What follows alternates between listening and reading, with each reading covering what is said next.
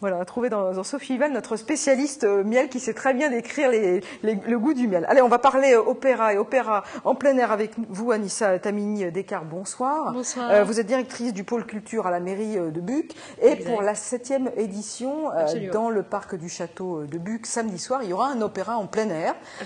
Cette année, c'est Aïda de Verdi. L'année dernière, c'était la Traviata. J'ai envie de dire Manon. On a rendu hommage à Jules Massenet l'année dernière avec Manon, oui, c'est l'opéra le plus fameux. Bon, là, vous avez choisi un opéra connu. Absolument. Plus que connu. Comment se fait d'abord ce choix d'opéra? Eh ben, c'est le bicentenaire de Verdi. Alors, je voulais juste dire que c'est le maire qui devait être là ce soir, donc je m'excuse en son nom. Et voilà, je vais essayer de répondre aux questions. Ben non, mais il n'y a pas de donc, souci. effectivement, on vous accueille avec plaisir. Alors, dites-nous ce choix d'Aïda. Eh ben, c'est le bicentenaire de Verdi, et donc nous souhaitions rendre hommage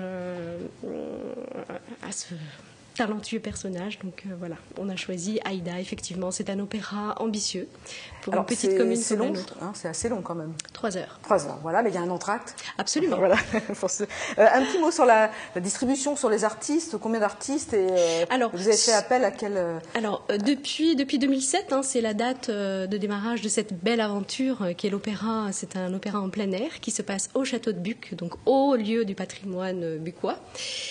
Et nous travaillons toujours avec la même troupe qui s'appelle Opéra Classica et qui a pour spécificité de tourner sur les lieux historiques. Donc en fait, l'idée, c'est en même temps d'inviter les gens à venir découvrir un opéra de grande qualité, mais aussi de découvrir un lieu, de faire vibrer un lieu qui a une très très belle histoire. Voilà. Ouais, vous allez nous raconter après l'histoire. Avec plaisir. L'histoire du lieu, mais là c'est le Smetana Philharmonic Orchestra de Prague qui va officier. Absolument. Parce que je me dis que pour officier en plein air, voilà, il faut faire appel à des professionnels. Hein, c'est des grands professionnels. C'est un orchestre de grande qualité. Et il est mondialement connu. Donc, justement, mondialement connu. Et peut-être pour ceux qui veulent une petite piqûre de rappel, je vous propose d'écouter un extrait de l'Aïda de Verdi.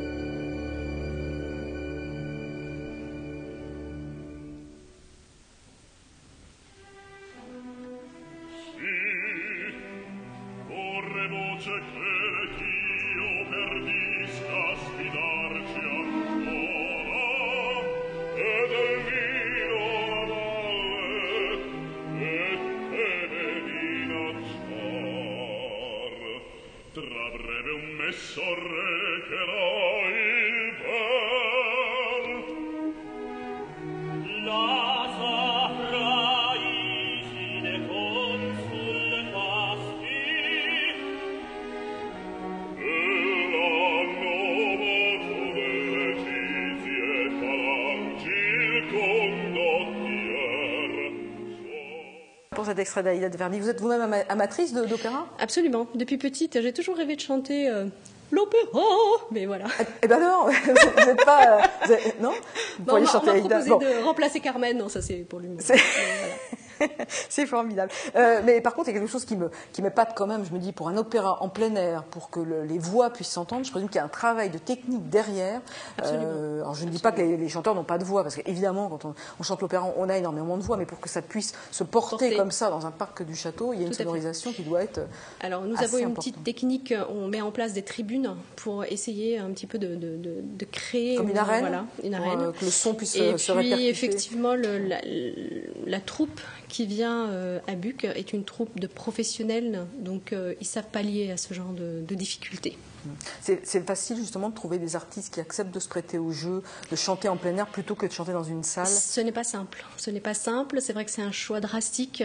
Il y a tout un travail qui se fait pendant une année avec le directeur artistique qui choisit bien ses artistes. Et il faut dire que cette année, on a énormément de chance.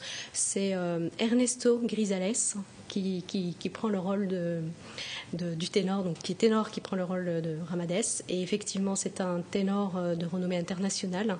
Et nous sommes vraiment fiers et ravis de l'accueillir. Aïda, tout un casting a été fait. 80 candidates venues du monde entier. Le casting a été fait en Allemagne. Et c'est une Française qui a été choisie, Isabelle Ange, voilà, donc qui est une fille qui a beaucoup de talent et qui sait occuper la scène, voilà. Bon, tout ça, ce sera donc à découvrir samedi soir dans le parc du château de Buc. Allez, on va faire une petite pause dans cet entretien. Nous sommes allés dans les rues de Saint-Quentin pour demander aux gens s'ils étaient amateurs d'opéra. Vous êtes amatrice, vous, d'opéra. On va voir si les Saint-Quentinois sont amateurs d'opéra et surtout quel type d'opéra ils aiment. On écoute les réponses. Non, je suis désolée, j'aime pas l'opéra du tout. C'est pas quelque chose qui m'attire. Voilà. Je suis beaucoup plus cinéphile. Voilà. Mais je vais quand même, hein. Si on me l'offre, j'y vais. L'opéra, j'aime dans les grandes lignes. J'y suis allé plutôt sur des opérettes, mais jamais fait d'opéra en tant que tel. J'y suis jamais allée dans un opéra. J'y vais de temps en temps, oui, et j'aime bien l'ambiance et puis la musique classique. Eh ben, j'y suis allé 2 fois par curiosité et j'ai bien aimé.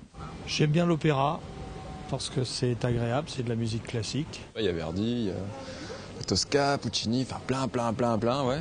J'aime l'opéra, certains opéras, et c'est une façon aussi de chanter comme le rap. J'aime beaucoup l'opéra, ça me rappelle tellement de choses, de vieux souvenirs.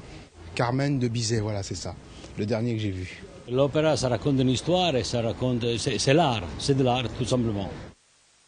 Alors l'opéra, ça raconte une histoire, effectivement. Absolument. L'opéra, ça raconte une histoire. Quelle est l'histoire d'Aïda ? Alors Aïda, en fait, c'est un opéra qui a été, commandé par le Khedive du Caire pour l'inauguration du canal de Suez. Et donc effectivement, c'est une histoire triste, malheureusement, qui se termine mal puisqu'elle retrouve Ramades et ils meurent ensemble. Mais c'est vrai que c'est une histoire où en fait,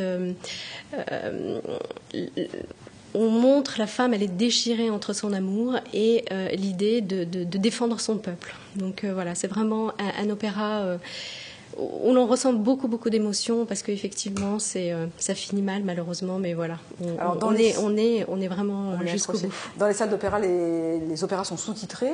Est-ce que l'Aïda de Verdi sera sous-titrée ? Normalement, oui. C'est vrai, vous pouvez le sous-titrer. Oui. Il y aura, il y aura, comment on appelle ça, un écran électronique pour pouvoir, parce que c'est vrai que effectivement, l'année dernière, c'était Manon, c'était en français, donc c'est un peu difficile à articuler, mais effectivement, un opéra. Après, c'est une gymnastique, il faut suivre et en même temps lire.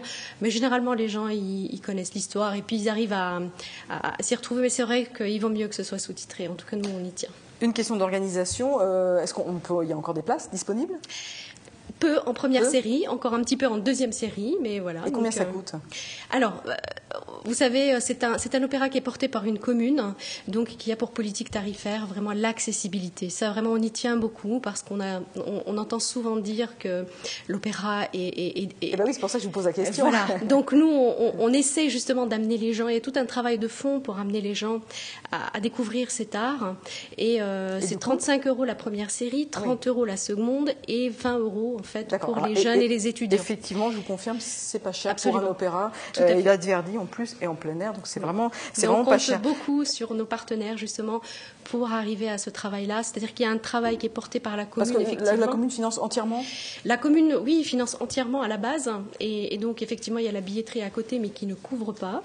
Mais effectivement, l'idée c'est vraiment de porter la culture, de la rendre accessible.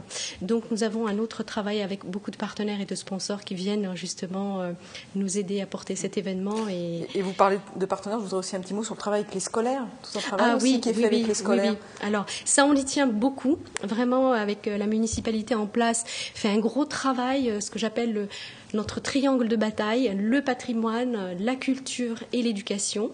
Et en fait, à travers nos événements, on cherche à faire connaître le patrimoine de Buc, qui est une ville riche, qui a une histoire riche et beaucoup de trésors cachés. Et en même temps, la jeunesse, c'est vraiment un investissement. Donc effectivement, on essaie d'attirer les jeunes vers à découvrir cet art lyrique. Et donc il y a un énorme travail qui est fait avec les écoles. Et même cette année, un collège, donc on est ravis. L'idée étant de les faire travailler en amont dans leur projet pédagogique pour justement se retrouver le soir même sur la scène. Donc c'est des figurants. D'accord, donc les scolaires sont des figurants. Donc il y a un vrai travail de partenariat. Absolument. Merci beaucoup. C'est moi qui vous remercie. Venu sur le plateau du 7-8. Et donc je rappelle cet opéra Aïda de Verdi dans le parc du château de Buc. On n'a pas eu le temps de raconter l'histoire du château. Très belle histoire. Très belle histoire. Voilà. Vous reviendrez, vous nous en parler. Vous viendrez la découvrir. Voilà. Donc Aïda de Verdi en plein air, et en plus la météo annonce un temps plutôt clément, un peu nuageux, mais en tout cas pas de pluie. Donc allez-y, c'est dans le parc du château de Buc ce samedi soir.